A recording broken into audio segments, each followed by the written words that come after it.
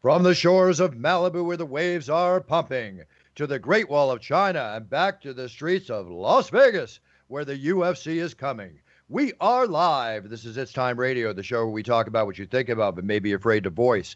Do not worry, we will voice it for you. We talk about everything on It's Time. President Trump, film, TV, sex, drugs, rock and roll, COVID-19, and now much more to talk about with everything happening in our great country and the world during this week. And none other to be on the show with me than my co-host, TJ DeSantis, my producer. Hi, TJ. How are you? I'm good, Buff.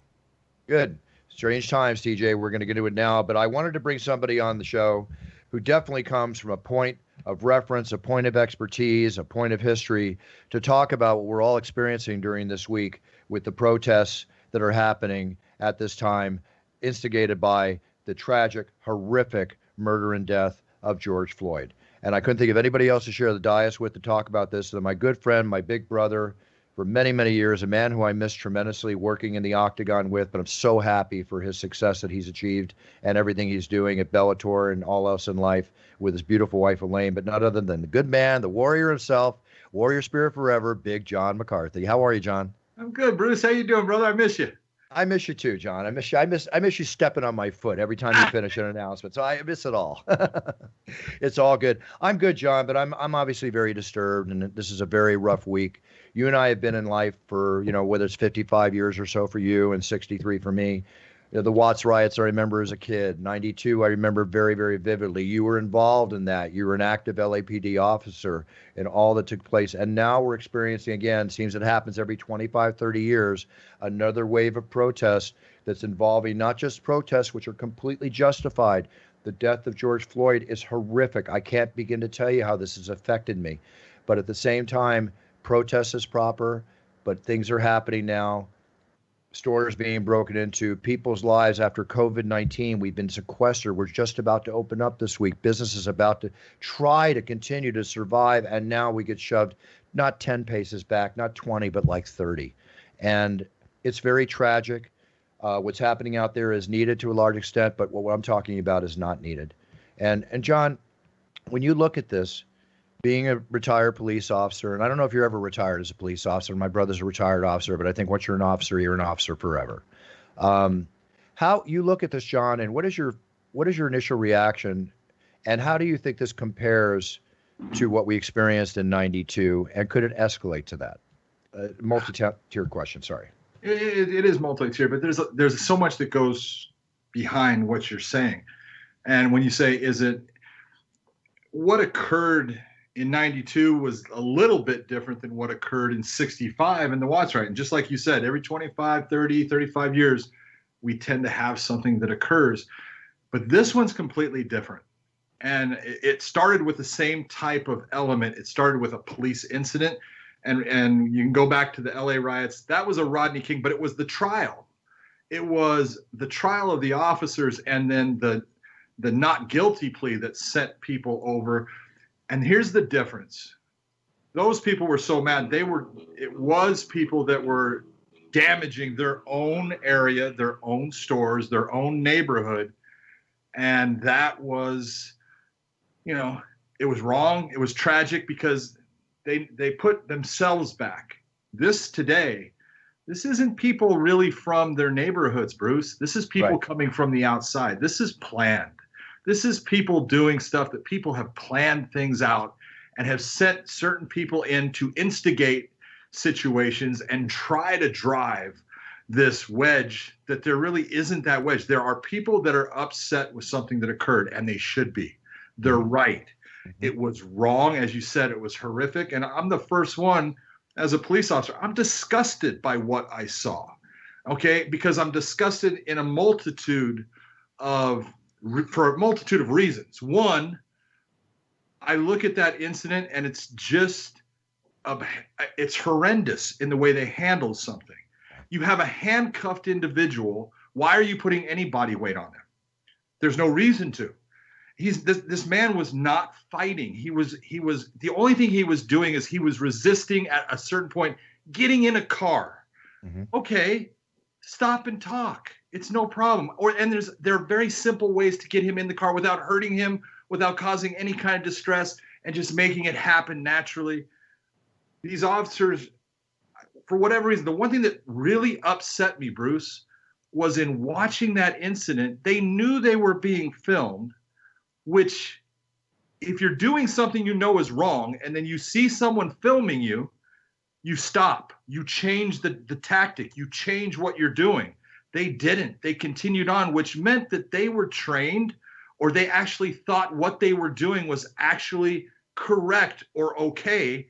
And that's where you look and you go, where in the world did someone ever tell them they could do this? And this was the proper thing to do. It was just everything about it is bad. And I understand why people are upset, but we have something going on in this country that goes beyond protesting, because there are people out there protesting the right way.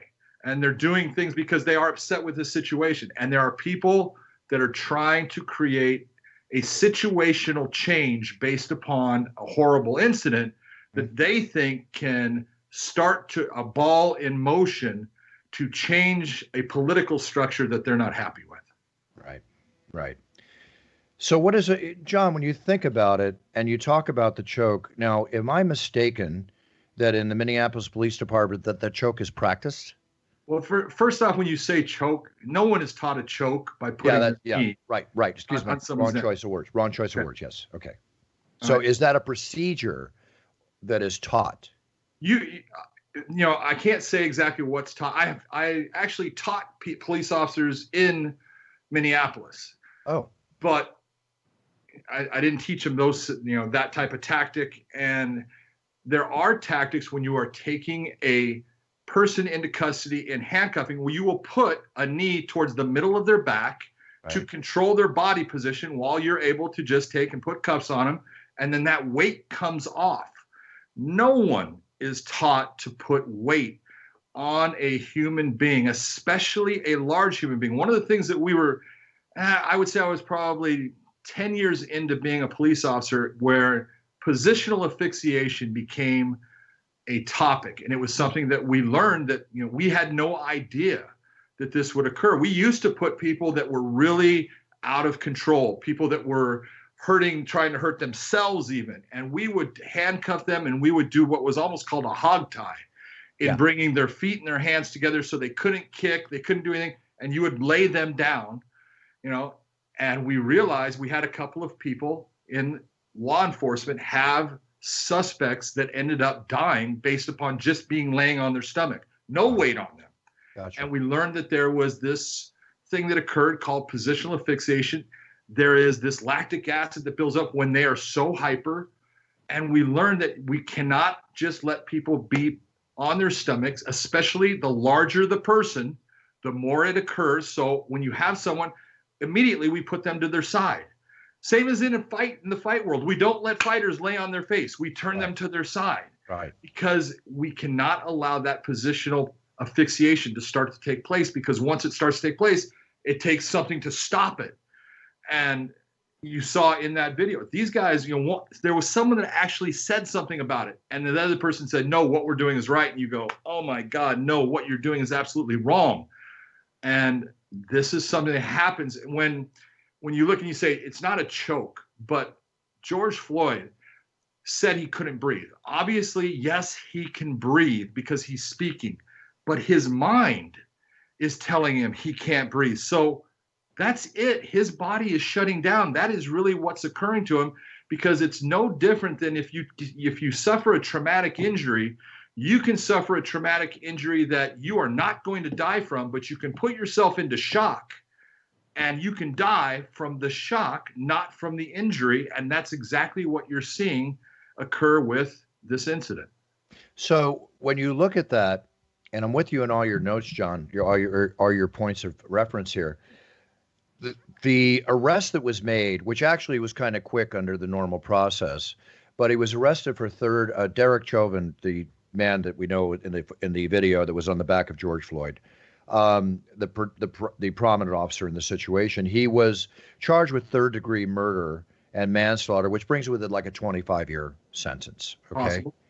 A lot of people, and one of the major things from the protests that people were expressing is, why wasn't it first-degree murder, and why are the other three officers not being arrested yet? So when you hear that, I know there's a process. I know there's a legal process. I know the DA and everybody wants to make sure they have everything in place so they don't make a weak arrest to where people can get off. Bingo. Okay. Yeah. That's So exactly it. is that what's happening? Okay. What you need to understand, when I heard that they filed third degree homicide against the officer, I go, thank God. Okay. That was the right call, because it's one that the person who is the prosecutor has to prove beyond a reasonable doubt what occurred and why it occurred. Well, when you get into first degree murder, you're talking premeditated. You're talking about it being planned out. Right. This person was picked.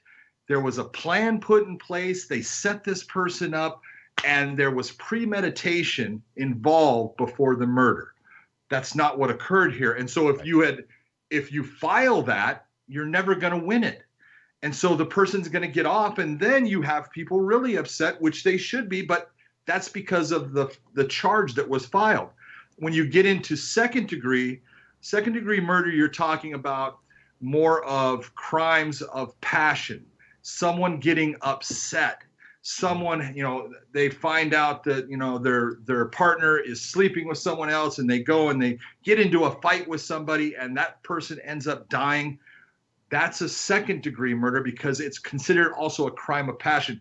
That incident really wouldn't have occurred except there was something that drew those two people together, and then bad things start to flow and things start to fall into one on top of the other. It gets worse and worse, and the person dies.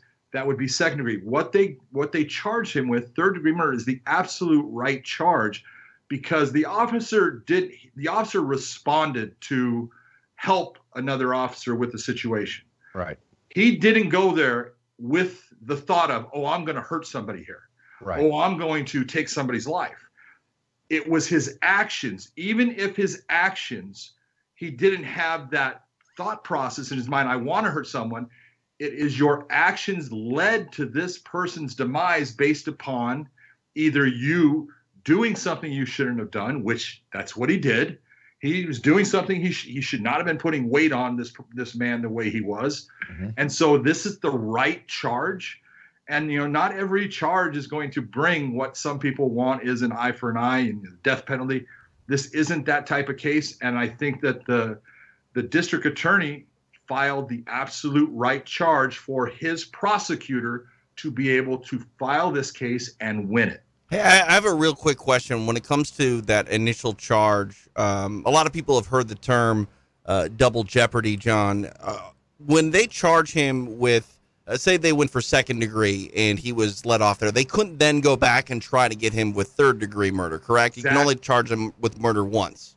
That is exactly it. The only thing that once they charge him with this charge, which is it's murder, okay, and they can even bring it down to manslaughter, which is the involuntary death of another human being. You were responsible for it. If they charged him with first degree murder and he got off, they cannot file third degree. They can't file manslaughter. So they're doing the absolute right thing in this situation. Plus, take it another step further. If they file first-degree murder, he gets off. We've got Rodney King's situation all over again from the trial. And I don't even want to think about what that would be like. Because this is, a lot of people don't understand the law, and they're just saying that's not right. And what's not right is the situation. What's not right is if the prosecutor then looks at the situation and tries to file a charge that does not fit what happened in actual circumstances. And the DA in this situation, or the actual, the state attorney, whoever it was that ended up filing that, he filed or she filed the absolute correct charge to get a conviction. That's what I felt was the case, knowing as a layman, having a brother, an officer, my good friend, retired officer, I had the feeling that what you're saying was going to be the case, and that backs it up. So let's take it another step. You have Derek Chauvin, the police officer in Minneapolis. You have him listing a series of and I could be off, 17 complaints against this officer over a period of time.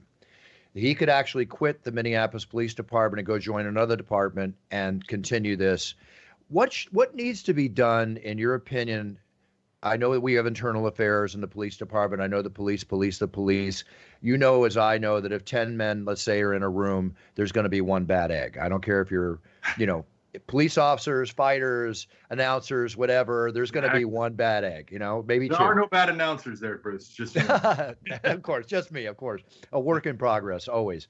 So, what, as a police officer, do you feel needs to be done for the police to police the police better, to both handle situations like this better, as if it can be done, but also to appease the public outcry of what is being done? I mean, racism is horrific in this country, and it's been this way for hundreds of years since we started this country. And I don't know if it will ever end, John. But what I'm wondering is, what can we do in this case to make this better? And I don't know of anybody else to ask than a police officer like yourself. Well, I think it comes down to, it's the simple things. Is look at what you do, Bruce. Okay, now, and I'm gonna sit here and pump you up, because you created. No, if you go back and you watch UFC 8, you were horrible. Oh, it's disgusting. Yeah, horrible. And I was horrible. Okay, but we learned from our mistakes and we got better. And you know what? We had a passion for something, and you have created this element that nobody else does in your field of work. You're not your brother. Your brother does something in a way that he's fantastic, but he's Michael, and you're completely different. You're Bruce, and what you do fits with where you're at, and that's what makes you special. Thank you. Well, there's a lot of guys that would like to do what you do. Oh, yeah. But they can't. They're not meant to do it. It's just not part of who they are, and it's not what they're capable of actually doing. And one of the biggest problems I think that we have had police departments, and we've had lawyers and legislators and city council people sit there and say anybody can be a police officer. Well, that is not true. Right. It's just not true. We have people that are not meant to be police officers, that departments are being forced to hire, and then they don't do well in the academy, and they're being forced to retrain. And a lot of these people are the people that end up becoming problems later on down the road. Not everyone's meant to fly the space shuttle. I wasn't. There's a reason they don't put John McCarthy in to fly that thing, because it would turn into a giant pile of rubble, because I would fly that thing into the earth. You know, there's things that certain people are meant to do, and there's certain people that are not meant to do those things. And being a police officer takes a specific type of person. It takes a confident person. Everyone thinks, you know, look, I'm not going to pump myself up, but I didn't get into a lot of fights as a police officer. I talked my way through it because I was confident that if it did get to a fight, I was going to be okay. I'm sure.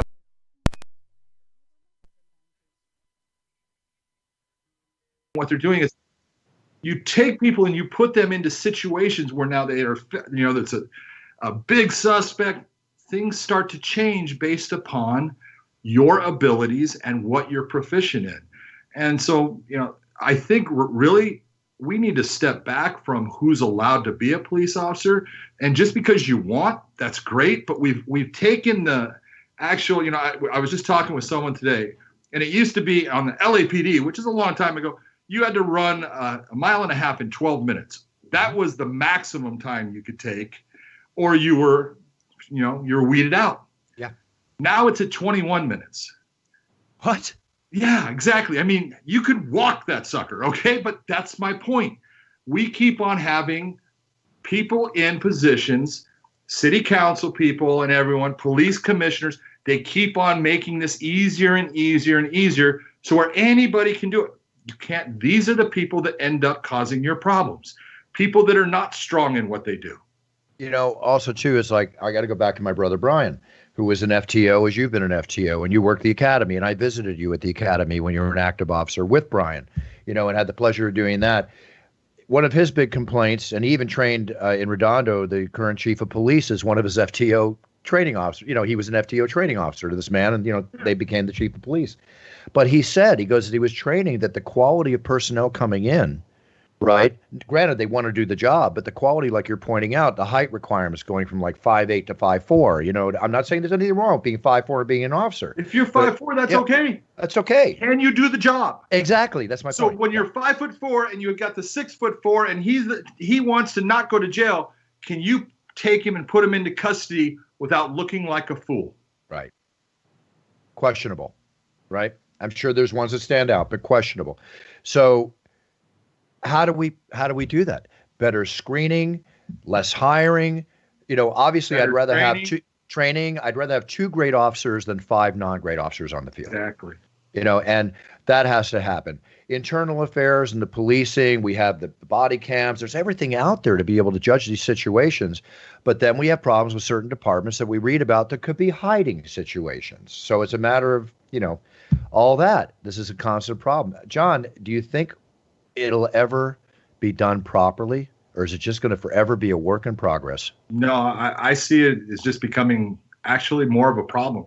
One of the things that you said is we really see it with police officers. We don't see it. How many bad doctors are there? Okay, how many doctors do surgeries that completely alter someone's life or take their life? Okay, I've had friends that have gone in for simple procedures and have come out dead. All right, we don't say anything about the doctor because, that's what happens when you have surgery.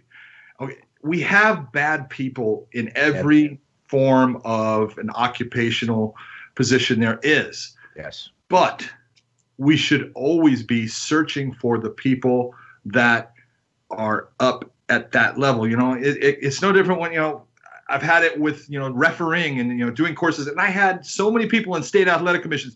Your standards are too high. You need to lower. No, my standards are not too high. Do you want the person that, passed, at top of their class, or do you want the person that passed at the bottom of their class? Which is the one you want doing your surgery? Which doctor?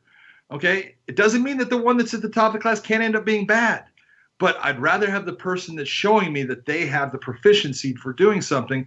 We have got to start holding people accountable and making them pass a proficiency and maintain that proficiency through training that shows that they're capable of understanding what to do in a situation, how to handle it, and make it as smooth as possible. Agreed. And also, too, as an officer putting on a uniform every day, you're a target. You're a target, but at the same time, and you're a target for abuse, you're a target for many things, but at the same time, if an officer breaks the law, they need to be treated like anybody else that breaks the law. No doubt about it. Plain and simple. And that's got to be understood. When you see, as I did in Santa Monica, near where I live and even closer to where I live, stores I shop at, restaurants I eat at being vandalized and ripped up and demolished. It is completely surreal to watch this. And one of the things that people talk about, and I do too, but I understand why they couldn't, when you see looters running out of stores with boxes like this and officers standing there who are told to stand down, and yet there's everybody around them robbing and doing this, and they got to wait for that order to do what they can. They're understaffed, undermanned, they're facing odds of many more people. Right. But John, explain to the audience why they stand down, why you saw that with them running around. Well, I'm telling you right now, Bruce, I'll take you back to 1992. Okay. All right. When I knew something was going to happen, I was working a gang unit back when the riots started. They did what's called a Code Alpha, which means they want you all to meet up at a certain place. And they had picked Wilshire Station for us. And we get there, and there you can hear shots going off. All of a sudden, you get officers need help. And when you have that, that's when everyone, man, you take off and you go. And I'll never forget the captain of Wilshire Station. His name was J.I. Davis. And he got on the radio and said, "No one go, do not respond." And I basically went, screw you. And I took off, and I never came back to the station. I went and did my job. Right. When someone gives you an order that is an unlawful order, be it go arrest people that are walking the street without a mask, okay? And you're a police officer, and so are they allowed to walk the street? Yes. Show me the law that says they have to have a mask on. There's no law. There's an asking by the governor or the a surgeon general or something like that. Okay, but there's nothing in the law. You're not going to see me going and arresting. You're not going to see me doing anything.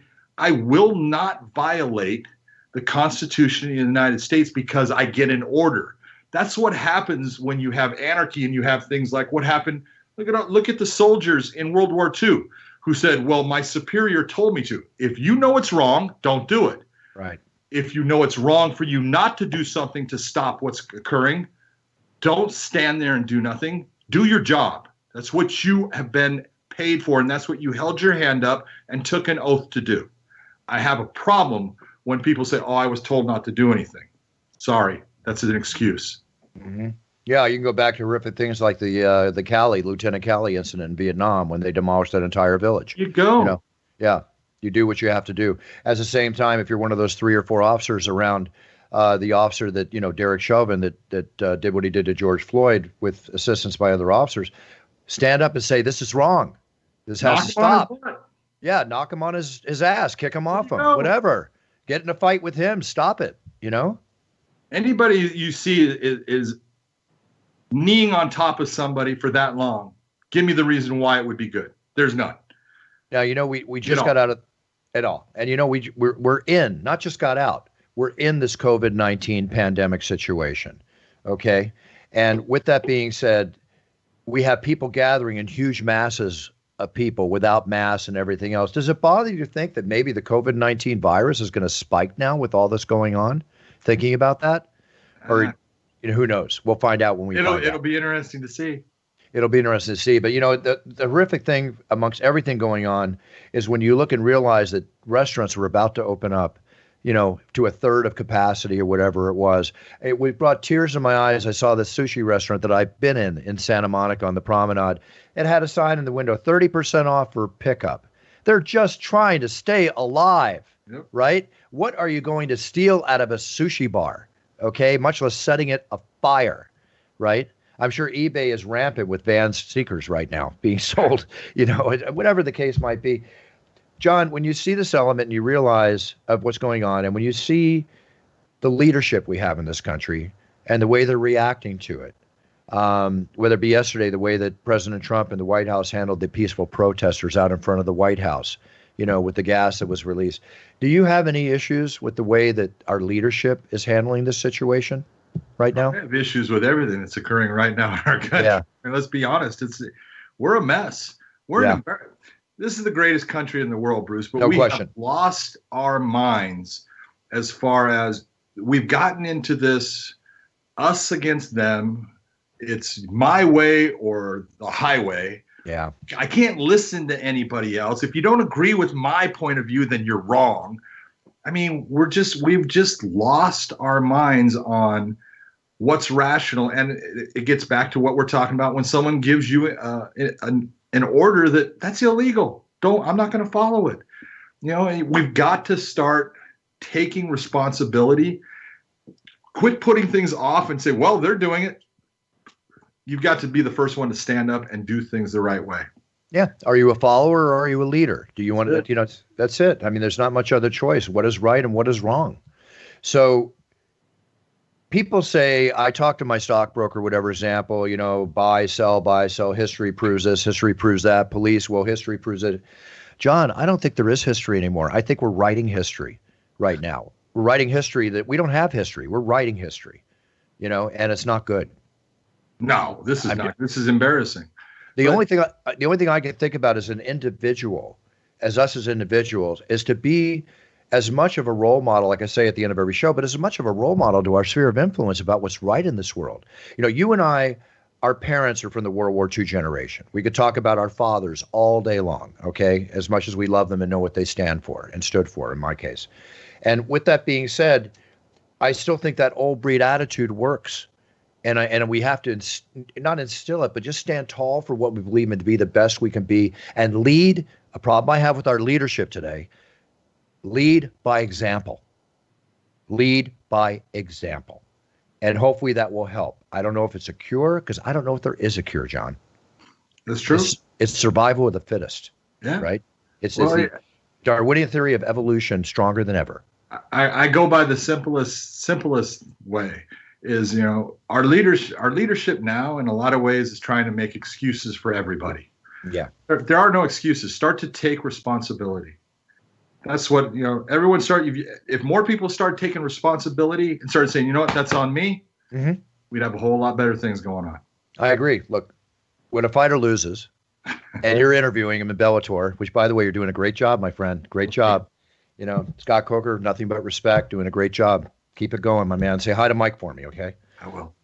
And you hear the fighter making excuses. Why not just say, I didn't win the fight. You know, I'm this person. I didn't show up tonight. It wasn't me. I'll be back. Right. Learn from it. It's part of just the way things are today. It's what Magic Johnson was the greatest person I ever listened to talk about taking responsibility, because he talked about every championship he won. He gave credit to all of his teammates. Yes. Gave credit to Michael Cooper for his defense in this, and James Worthy and how he did this, and Kareem Abdul-Jabbar. And every loss, it was no one's fault except his own. He took all responsibility, even when he played a great game. He took, no, that was on me. And you look and say, and that's why Magic Johnson was a winner. And if I'm going to follow someone, let me follow someone that is a winner. So let me start taking responsibility. If I lose, it's on me. Let me figure out why I lost. Let me learn from it. Let me get better, and let me move on. That's why I follow you, and that's why you follow me. So yeah, it works both ways. And another thing, you look at a beautiful series of documentaries like ESPN's The Last Dance with Michael Jordan. Yeah. And Michael Jordan, the same ilk. You know, it's there. It's there. But not everybody's made that way, John. And but leadership is key, because you can't listen. World's a pyramid. It's made up of leaders at the top, whether it's the top of your family, the top of your business, top of the police department. That's not the most important. The whole thing is the most important, because if the base doesn't follow the top, it falls apart. That's right. Okay? Without the foundation, what happens at the top? And look at our foundation as a country right now. Oh, please, please. Oof.